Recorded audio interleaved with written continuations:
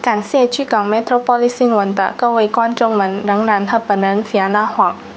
自20年前建立以来，维真庙如今已恢复良好状态，可再次供儒教信徒进行宗教礼拜活动。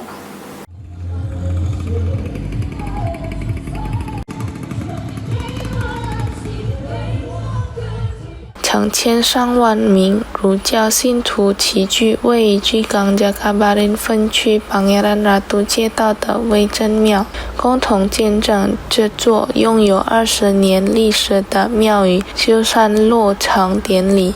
本次修缮竣工仪式由南苏门答腊省省长 Hemendero 亲自主持，展现了政府对华人民间信仰及宗教文化遗产保护的高度重视。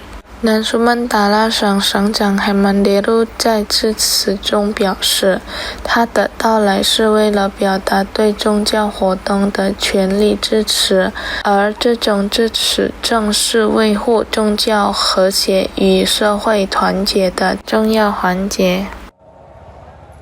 Kelenteng dengan ini saya resmikan. Tepuk tangan dong Bapak Ibu semuanya. Baik, kami persilakan untuk berada di tengah. Kita abadikan potret kenangan terlebih dahulu. Baru saja kita meresmikan Kelenteng Witin Bio, di mana dihadiri oleh berbagai lintas agama dan dihadiri oleh Ketua Matakin Indonesia, Pak Budi Santoso. Kita meresmikan ini sebagai simbol kebersamaan kita sesama penganut umat beragama. Inilah yang selalu saya sampaikan kepada FKUB, modal pembangunan itu satu, kompak. Modal kemajuan itu satu, kompak.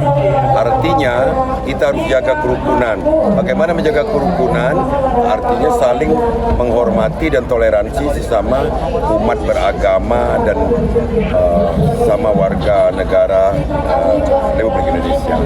Saya ucapkan selamat, mudah-mudahan Witin Bio ini akan selalu menjadi kebanggaan warga penganut Konghucu. 与此同时，印尼儒教最高理事会马达金南苏门答腊分会秘书杰森也说明，维真庙的修缮工程自2022年启动，历时2年，于2024年全面竣工。如今的庙宇焕然一新，不仅外观更加庄严宏伟，也提升了整体的功能性。